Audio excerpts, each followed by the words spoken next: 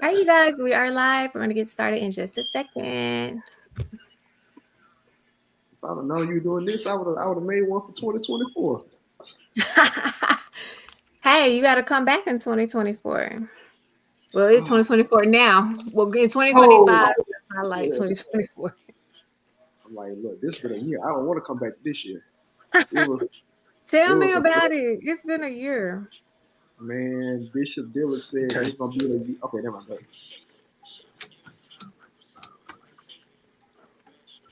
Ladies and gentlemen, this is WGNG 106.3, the heat number one for hip hop and R&B. This is the Legacy Show, Monday through Friday, 2 p.m. to 6 p.m., only on WGNG 106.3. We have a special guest in the building. We got Bestie Talk in the building. We got Big Janez. We missing C. Lee. Shout out to my girl C. Lee. But we have a special guest in the building. You know, I like to call him an entrepreneur of all entrepreneurs, a businessman of all businessmen, just a Renaissance man, the co-founder of what's it again, brother? I don't want to say it wrong. Oh, the Dream Commission. The The Dream Commission. Dream Commission, bringing dreams alive, man. For anybody that's a black young entrepreneur, just business professional, this is the guy that you want to connect with. Ladies and gentlemen, boys and girls, we got Jason Anderson in the building. A round of applause.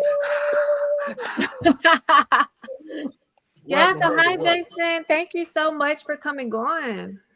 Hey, Crispin. Hey, Mike. Again, thank you all so much for having me, for inviting me, and it's always again an honor to be in the presence of two of Mississippi's finest. Oh, Bless you, we're brother. Thank hey. you, man. Hey, that's you. So for the people that are watching and listening that don't know you, just kind of introduce yourself. Tell us where you're from, where you went to school, what you majored in, and how you kind of got to where you are today. Now you know I'm from. You know where I'm from. Now come on.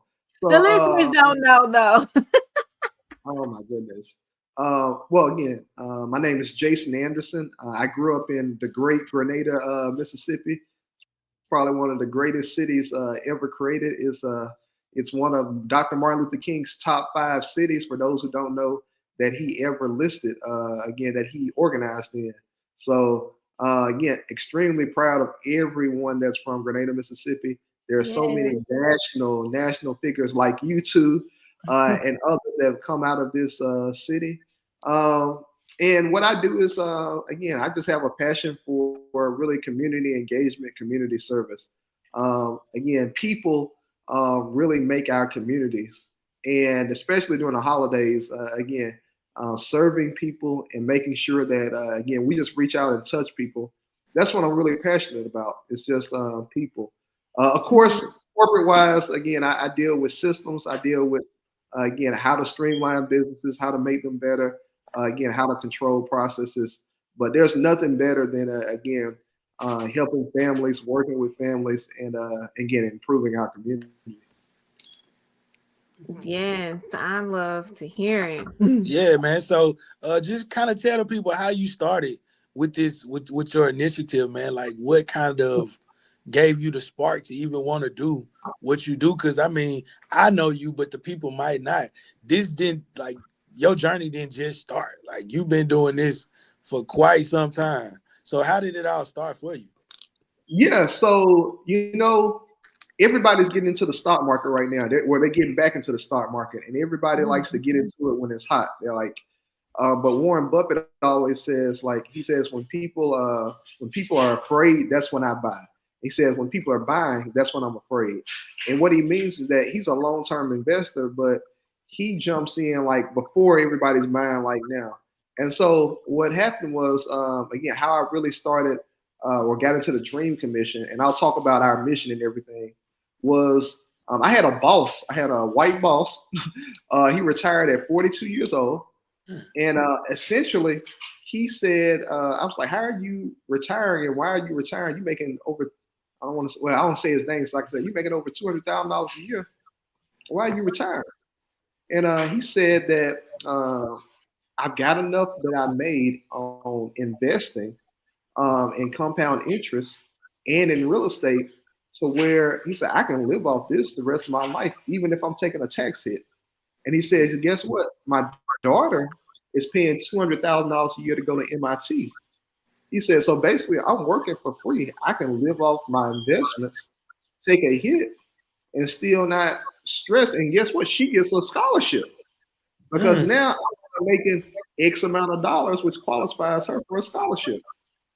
So from there, he started teaching me about, again, compound interest, about how the stock market works, again, about selling supports, bulls, again, all these different terms and stuff that I had no clue about. And I started thinking to myself, I said, if I had this knowledge earlier in a corporation that I work for, Linux International, their stock price now is $600 a share. I said, when I came in, it was $14 a share. Oh, wow. What if I had been putting 10, 20% of my check in that? I'd have over $1 million today. I wouldn't have to work. Right. So I thought about, I said, man, I didn't do it because we didn't have this knowledge. Nobody was there to teach us. We didn't have those conversations. Yeah. And that's what happened. So I started something called that led into the Dream Commission called Check Conversations. And so my goal, and this was pre-COVID, and it happened right at the time that, again, right before COVID, so it was perfect because my goal was in Mississippi to get 1,000 people into the stock market, learning about the stock market from experts, not from me, because I'm still not an expert, but I was bringing in these subject matter experts, and I was like, man, this is going to take forever to do. I don't know if I'm going to hit 1,000 people in a year. And I still got some of the videos and stuff. I think they're on YouTube and stuff. Over 100 people were coming out each weekend. And so a goal that I thought was going to take a year, we really were able to hit in like 2 months, 2-3 months. Yeah. It didn't take long. So in the process of doing that, all these great people came out, right? So you had the financial literacy coordinator for the city of Memphis. You had different, again, county commissioners and stuff from Memphis. You had a lot of people from around the U.S., not just Mississippi, jump on and say, hey, look, we love this conversation. How do we turn it into a forum, right? So everybody knows about InvestFest, right? Yeah. Yeah. So Earn Your Leisure has this huge InvestFest, but anybody know what InvestFest costs to go attend? Say again. Invest in Atlanta. Anybody know what it costs to attend? Not exactly, but I think it's in the thousands, right? Yeah, it can go upwards to like over $1,000, and of course you got to pay travel costs. You got to get a hotel and somebody that lives there. So I love the model for entrepreneurs, but to me that model really doesn't work for everyday people, especially those like in our communities that may be living in poverty, right?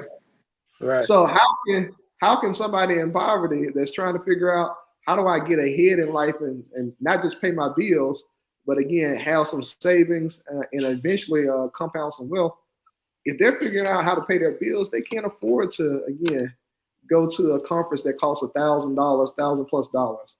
So that's where the Dream Commission really came in. We said, hey, the county, one of the county commissioners and the financial literacy coordinator for the city of Memphis said, I'm willing to put some seed money in if you all start an organization that really focuses on financial literacy and these free forums for, again, our region, not just Memphis, Mississippi, West Memphis, again, Arkansas, again, touch multiple states in the city and in Memphis that tri-state area. So we did. Again, we raised over $60,000 the first year. We had over 800 attendants at our first summit, and then we just kept going. This year we had over 1,400 attendants. The National Civil Rights Museum has been focused with us. Forbes covered us our first year. So it's that's the blessing. It's been a journey. No, that's big, bro. That's big. So go ahead, Chris. Now, I was gonna say it's just beautiful that you guys want to give back and put that education into our communities, because I run into that a lot, especially with selling houses. A lot of people don't know the financial side of like, hey, it's possible for you to actually buy a home. I have clients that are like, I've never seen my parents own a house, so I didn't think this was attainable. But we don't have those conversations. We don't have financial literacy in school, so it's good that you guys are putting it into the community. So what would you say, what's the age range for the people that typically attended your forums? I've seen them as young as I've seen them as young as 12 years old. The youngest person I've seen there probably was about 4 years old. But on average, I see about 12 to 40-year-olds. So anywhere between Gen Z and millennials. I see them all. And I guess that's below 12 is below Gen Z. I don't know what that Yeah. generation was doing. That's how I know I'm No, old. that's oh. I don't know what Yeah. the youngins. Right. So like, how important is financial literacy to community development in your opinion? Because I feel like that's it, what you're doing, it ties into right into community Building a development. community, Yeah. yeah. Because it's just knowledge and, like you said, conversations that I know for a fact aren't happening in the Black household. Yeah. So I'm trying to find this post. How important is it to the community? Or community development, right? Community Because development. I mean, I feel like the more financial literate people are, the more likely they are to put their knowledge back into the community that they live into, right? To invest those finances into the community that they live in. Well, exactly. Again, the more money they have, the more tax revenue that you have for the city because you have more money going through the city through Mm-hmm. businesses. You have more tax revenue. The second thing is, like Christmas said, if we start buying more houses, then guess what? You're paying property taxes as well, which also goes into the city's funding, which again Mm-hmm. allows the more funds that the city has managed well. Then again, there's more that they can invest back into the community. So Right. it's a great what we would call like a product life cycle. Mm-hmm. So Mhm. cash or community development through financial literacy is a huge part of the again the product life cycle. Again for community development. So I think you asked a great question, but I think Crispin said something that was extremely important though, and I've experienced it in my own life. A lot of Mm-hmm. times people are afraid to say I don't know. Oh yeah, for Um, sure. mhm. And Or I or had people. even, I didn't mean to cut you off. We're not even afraid. They just don't know. You know what I mean? They Not really don't know afraid. what to ask, Yeah, honestly. Like yeah. they It's not. don't know what they don't know. Yeah. It's like it's not even because I'm definitely guilty of not knowing. Like I'm just she put me on game about buying houses and stuff that I just never would have known. Had we not had that conversation, and had we not been willing to, or had I not been willing to just have an open ear as far as what she was telling me. So definitely, uh, it's definitely a disconnect, right? In Mm. communication, it's definitely a disconnect in the communication as far as the knowledge that we are receiving out here. That's true, but again, some people. I think Mike, you're a unicorn. Like I think you fearless, you brave. I've seen you go out there and do so many things, but I know for myself, just like whoever was talking to Crispin, some things we think we should just know, but we've never been Mm-hmm. taught. So Mm. when you think it's something like you're in a classroom and everybody think you should know the answer, or like that the problem is really simple, and then and you really don't understand it, you scared to kind of raise your hand Right, because right, right, right. you're like, oh dang, everybody gonna be looking at me. And I've experienced that myself with even like again topics like credit repair. I'm like, well, darn it, I didn't really learn about this. My folks just said, save your money, don't overspend, you'll be fine. Right, Yeah. right. Don't go into debt. No, Don't no. overspend. You know. So Yeah, pay your bills, right. right. But So whereas Credit. you have other communities that are actually building their kids' credit, they're actually Mm-hmm. starting lines of credit when they're younger. So when they Mm-hmm. graduate from college, they have a 750 credit score. They're ready to buy a house. They're ready to take advantage of free money Immediately, right? that's out there for them. what you said, my roommate, his parents did the same thing. He had a credit card coming into school. It had a set limit on it. He used that. He came out of school with credit. There was some again Caucasian kids in my business law class, and their dad actually took out a small loan for them. And Yeah, Mm-hmm. then, my dad did that. Mhm. You say your daddy did that? Mhm. Oh, come on, You said go I there. need to talk to my dad. I'm telling you, bro. That makes sense because he was the. For those who don't know, Crispus' dad was the economics teacher at Grenada High School. So Oh, he was into again the stock market. He was a resource that we should have utilized more as Mhm. far as economics. So, but yeah, like those parents with that knowledge, they made sure that their kids came out with that knowledge. So mm-hmm. Yeah. it's a struggle when you don't have it. Uh-oh. You got a caller. Go ahead. Go ahead. No, go. But yeah, Um, but that just goes like that's good that y'all are putting those resources back into the community because it lacks, you know. That's where that gap comes in. So true. But how do we, I think you said so, how do we create these safe spaces for people to ask these questions that they may not understand or have this knowledge of? Like, how do we mhm. create those spaces? I think that's one of the challenges that we face. Yeah, for me, I would say when it comes to selling houses, just being vulnerable and just telling my story, being transparent, and just telling people like, hey, when I bought my first house, I was making $13 an hour. I was pulling in little to no money, but God made a way. I was a single mom. Hey, I was able to take advantage of programs that help with the mortgage cost every month. And when I did that, that's really what drove me into becoming a realtor. It's like, hey, I want to help people too because it was such a satisfying feeling for me able to achieve that goal as a single mother, you know, as someone young, someone in their 20s. And you don't see that often in our community. And I think that's what kind of opens the conversations. That's how I've gotten clients, just being transparent about, hey, I did X, Y, and Z. Because I could have just posted the house. Everybody would have thought I just had it all together. But like, nah, baby, it was a struggle. I got that. Look, there's some mark to get in there, some resources. yeah, I think again, what you said is perfect. And again, growing up in church, we always talked about how testimonies are so important Mm-hmm. because it's not just for like your healing, it's for the healing of others. So again, you sharing your story is something that I really never uh, thought about that as far as sharing your individual stories because whatever you're going through, other people like when they hear it, they say, "Oh, well, I can do the same thing," or "I'm going through the Right. same." So that's pretty cool. For people that don't know, I'm sure you know, let's say their circumstances, they may say, well, hey, I'm trying to get into real estate or I'm trying to buy my first home and my credit score isn't that great. Are you familiar with any programs like DACA or anything that again, you can talk to for them?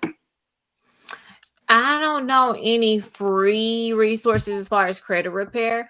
I do know people that do it and you pay them and they're gonna clean your credit.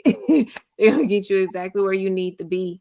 But as far as free resources, no, I don't. Because I've had a friend, she had a couple of repos on her credit, all kind of stuff. And I got her in contact with my credit person. They did a sweep. Now she's ready to buy a house and ready to go. So That's right. That Gotcha. credit, right? That credit. It's just I wanted to kind of reiterate um on what we were talking about earlier, just about like I feel like growing up, my parents almost kind of looked at credit as like detrimental. You know what it I'm can saying? Like be. it can be, but I mean, at some point, it's about your accountability as an Mhm. individual, right? Uh, and so it's just kind of like I feel like we can kind of be we can kind of be steered into a mindset of fear almost about it versus a healthier perspective of it, like a more positive, healthier perspective of credit versus, you don't want to get in debt. You don't get no credit card because you won't be able to pay it off. You know what I mean? So I think that these conversations are important, especially for young Black people to be like, hey, yeah, credit is a good thing if you go about it the right way, if you manage it, the right And, way. and what you're saying is absolutely true.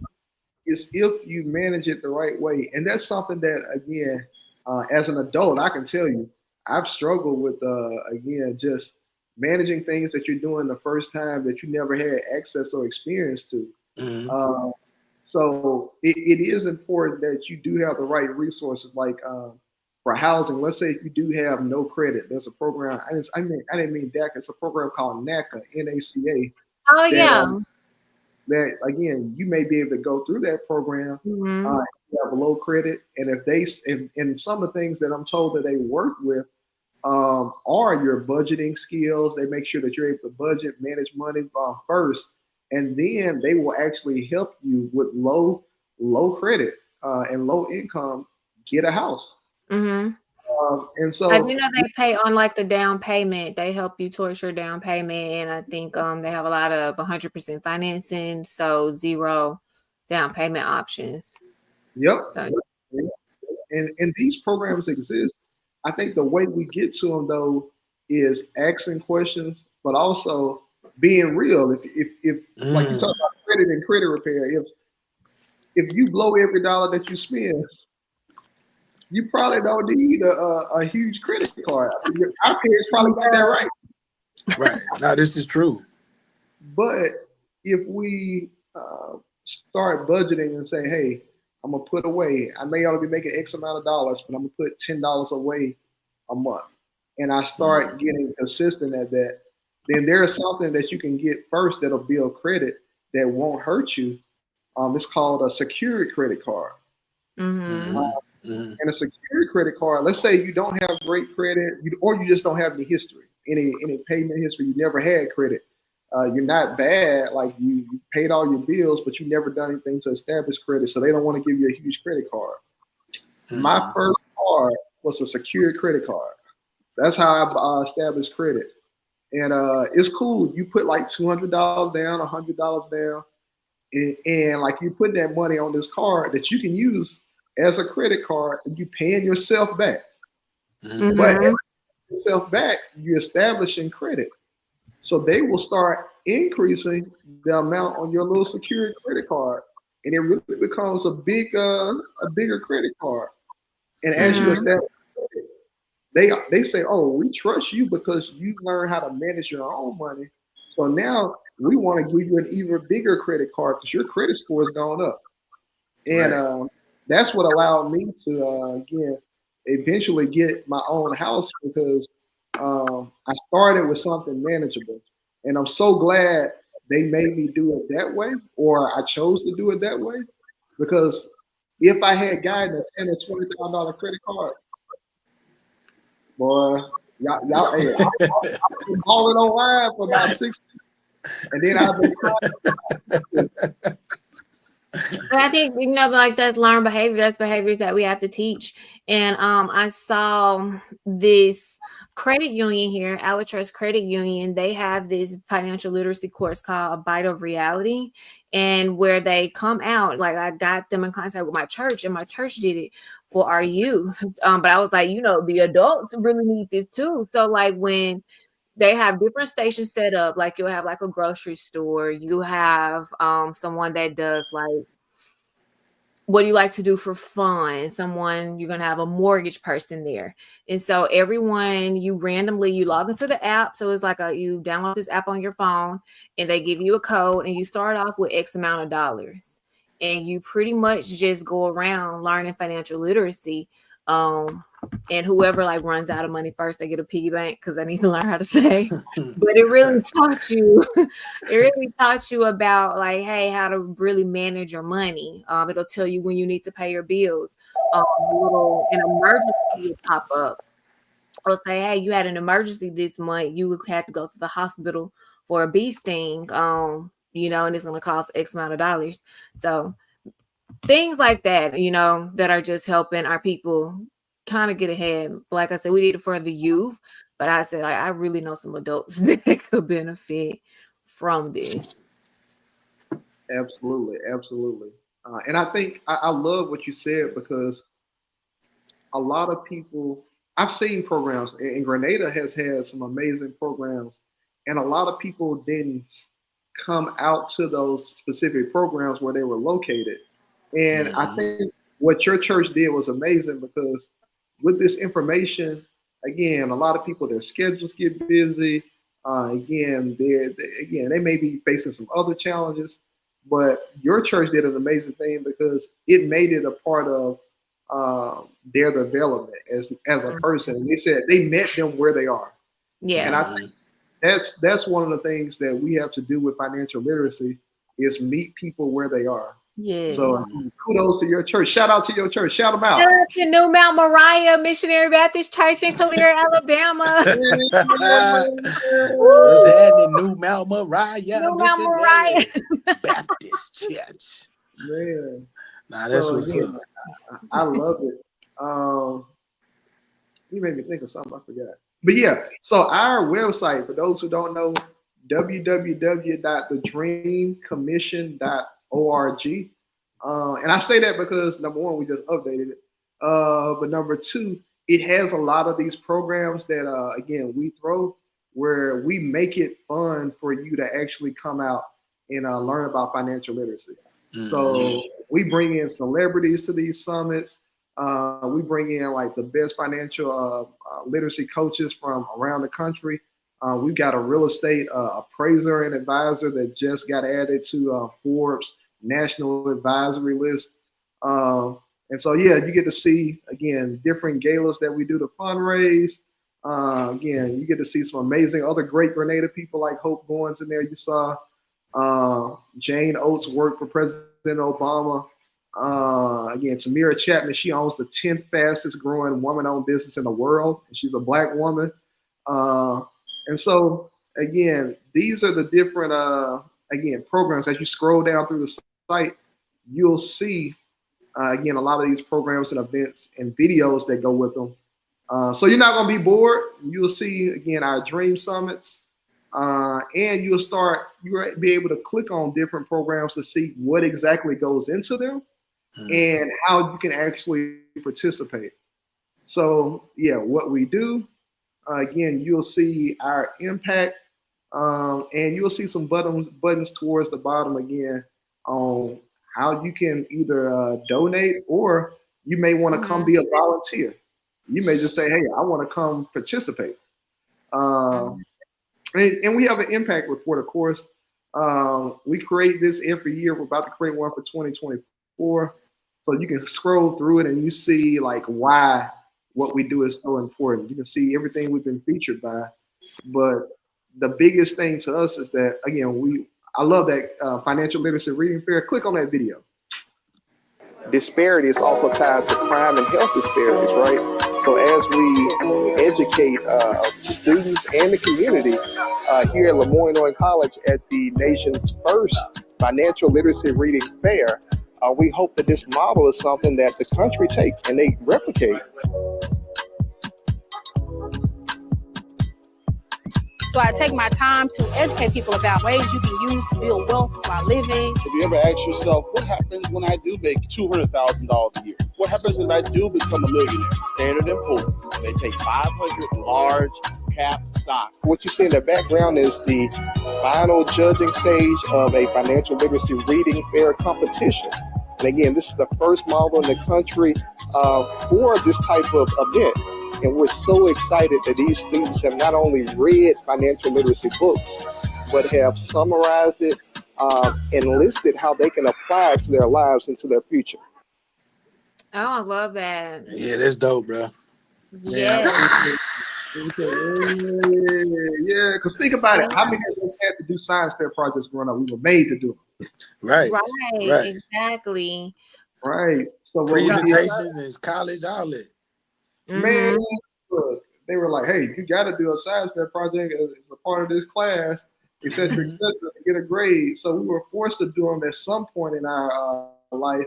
But what if we were forced to do a financial literacy reading fair with that same concept of reading a book that stimulates us, putting it onto a board, and then having to apply those principles to our life and a future business?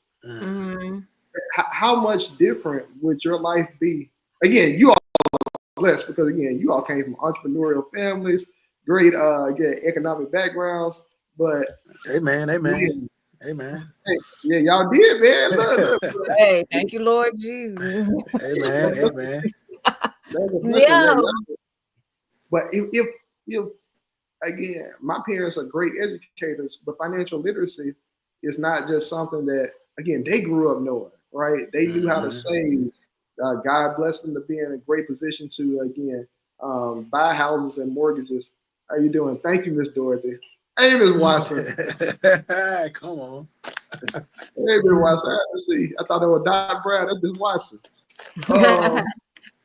But yeah, if we had exposure to this at an early age, man, think of how stimulated we would have been. We would say, okay, cool.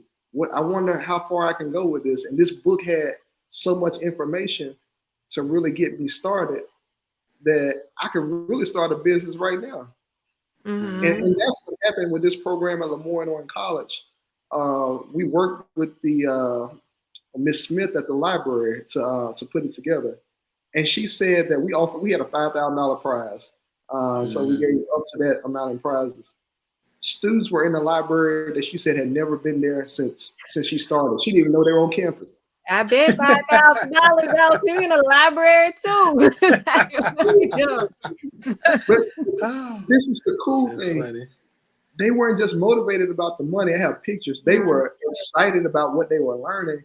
Yeah. And so when you see the smiles on their faces in the video, it's like, man, they were like, I thought I wasn't gonna like this. But now they're ready for the next year. They're ready to do this. They've already said, okay, this summer we're gonna start this business. And like they've already made teams to now where they're working together to develop businesses. Yeah. So man, I hope my prayer is that this kind of program, right? Somebody said it for me, Tina, Miss Hurley. I want this program in every. I want it in every school. For the listeners that can't see the comment, it reads, "It would be amazing if you could get into the public schools." Right. I want to do that. So I know I'm doing a reading for Grenada High School on the 9th, that Monday. And so that's great. We get to read to the community. But to Ms. Hurley's point, if we could start this one program at middle school or high school, again, I think we would be number one, the first school in the state to ever do it. But then number two, it would transform the lives of these students in a way that For sure. I mean, you would just be surprised at how many children really are looking for alternatives. Yes. You know what I'm saying? An alternative way to make money besides the inside the box that's being, presented. It's only a few, athlete, musician, doctor, lawyer, or drug dealer. You know what I'm saying? So it's not, it's not too much for us to choose from. And I think, creating those alternatives, just opening up the mind to the opportunities and the possibilities is where it starts. And like you said, if you can hit them in middle school, and like you said, they over the summer, like excited about it, it's just, the proof is in the pudding. Yeah, because I can't think back to one time in the real world where I've used an algebra formula or I've used something, something that I learned about Christopher Columbus. But what would have been beneficial had you taught me about get my credit right so I can get a mortgage, or how to save money so I can set myself up for the future, or investment accounts that I can invest in so when I am 60 years old, I can withdraw the money and be an automatic millionaire. So it's just different systems that I feel like have been failed in the education system. I think we should focus more so like all that's good. I love the challenge, trigonometry. I love all that. But we also need some real life experiences. Well, I just piggyback on that to say, clearly it's gonna be up to us because these same Caucasian kids, they didn't have it in their schools, but they definitely got it when they got home.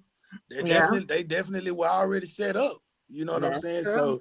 So I think it's definitely going to be up to us in our community to really put that information out there and Yeah, be as intentional as we can. It would definitely be great if it was in the school systems. for sure. I definitely agree with that, but the reality of it is it's not, and it hasn't been for the other races or the other people that's been benefiting from it. So we have to take it upon ourselves to be responsible and intentional, as Jason has already started doing. Here's the Mhm. thing, though, that I want to say, and I don't even want to make it. And I think the scope of it has been, it's just that again, the majority of Black people again aren't aware of financial literacy. I think it's around 40 something percent of the state of Mississippi lives in what we call poverty. Mhm. And guess what? Black people don't make up 40 something percent of the The all state. Black people don't make up the state. So again, Dr. King always talked about poverty isn't a black or white issue; it's a green issue. And so Money. we need this kind of program because it's easy to do. We use free books that are already in our libraries, and then we just found funding. We came out of our pockets this time, but next year we plan on having funding from banks and again community investors. Mhm.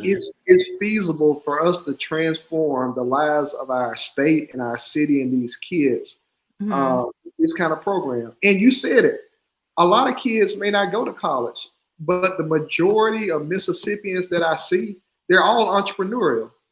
I mean, Mhm. everybody. How many people do you know got to have a side hustle? It's not a legitimate business, but it's a side hustle. Yeah, Right. Right. you Man, have to these days. man, they selling candy. I've seen this. It used to be behind my house. They used to sell candy out their house. I mean, some people doing hair at their houses. Right. Selling I know, plates. man, selling plates, coming out to your job without a license or nothing, selling plates. Oh yeah, I was getting my son a haircut at the barbershop. Somebody came in there selling margaritas. I was like, okay. And then what's crazy, probably like a year later, I see him on T.I.'s social media. He had a party and he hired him as the mobile bartender. So it just Whoa. goes to show, like, I remember seeing him from the barbershop, and now look at you, you're hosting like celebrity events doing mobile Right. bartending. Now That's think cold. about this. Mobile bartending is a national brand, like it's a national thing now that I see in a lot of major cities.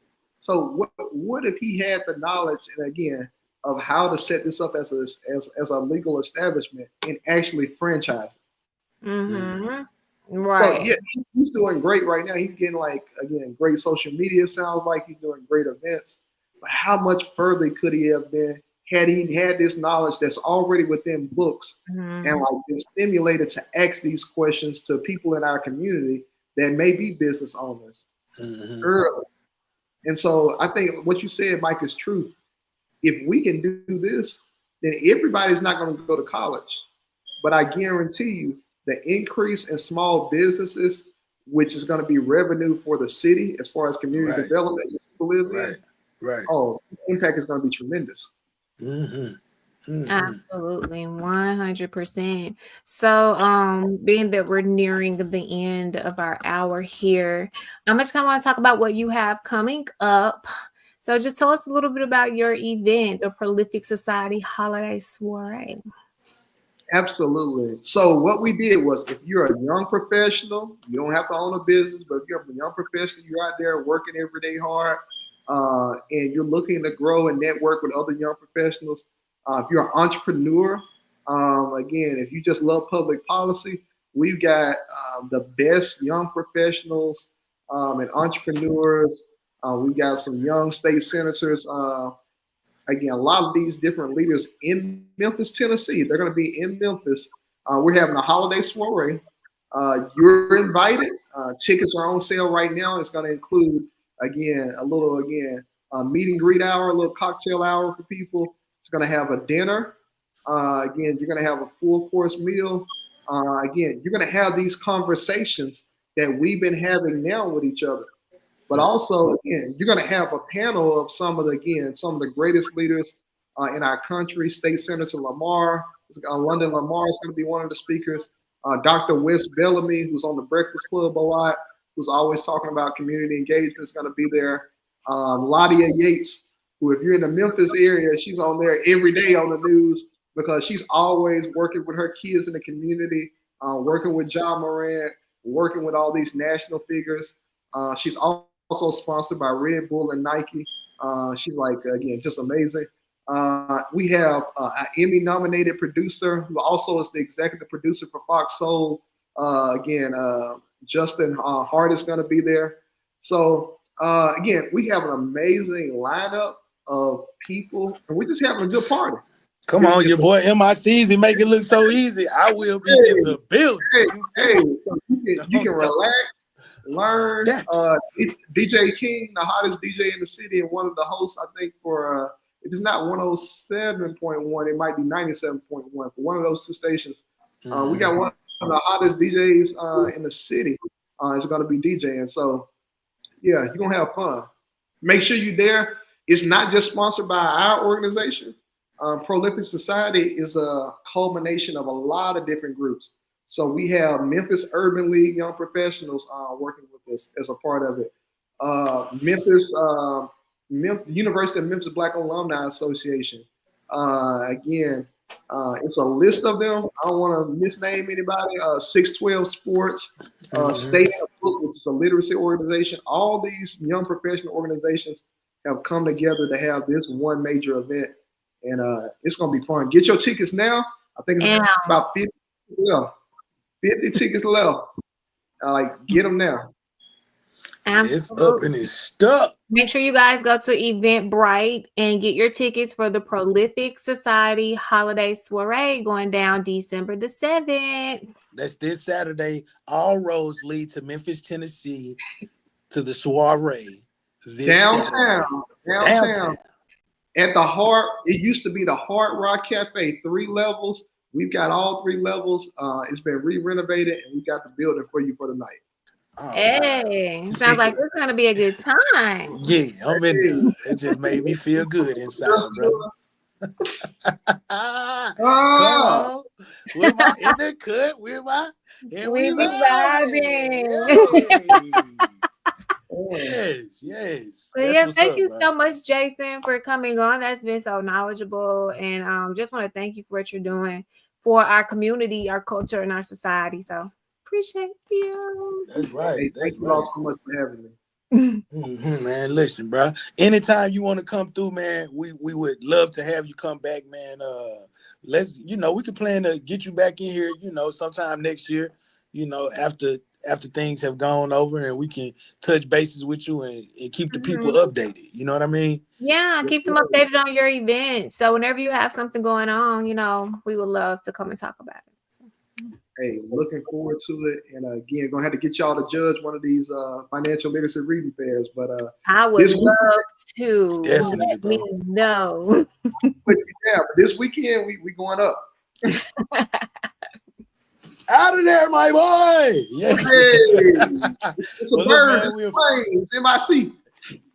Hey, MICs, it make it look so easy, man. Look, we appreciate you coming through, Jason. Big Janez, Celie, we miss you, my girl. It's been another successful segment of Bestie Talk on the Legacy Show, Monday through Friday, 2 p.m. to 6 p.m. I'm excited, people. We got a big event coming up this Saturday up in Memphis, downtown. It's the Prolific Society Soiree. Soiree. All right. Holiday soiree. Holiday soiree. So it's an all-black affair, right? Oh yeah, black tie. Again, you can wear whatever you want, but it is black tie event. So hey, look, come dressed to impress. And Come ready. put it on. Yeah, because I Hey. need to clarify. I said all black people gonna pull up with black tees. Now and Air Force black Ones. time. Put your tux on, ladies. Get your Ah. polka downs. You know, Google you some outfits for inspiration. That's right. Hey. That's right. Well, look, man, we appreciate everybody tuning in. This is the Legacy Show, Monday through Friday, 2 p.m. to 6 p.m. Only on WGNG 106.3. The Heat, baby. Don't touch that dial.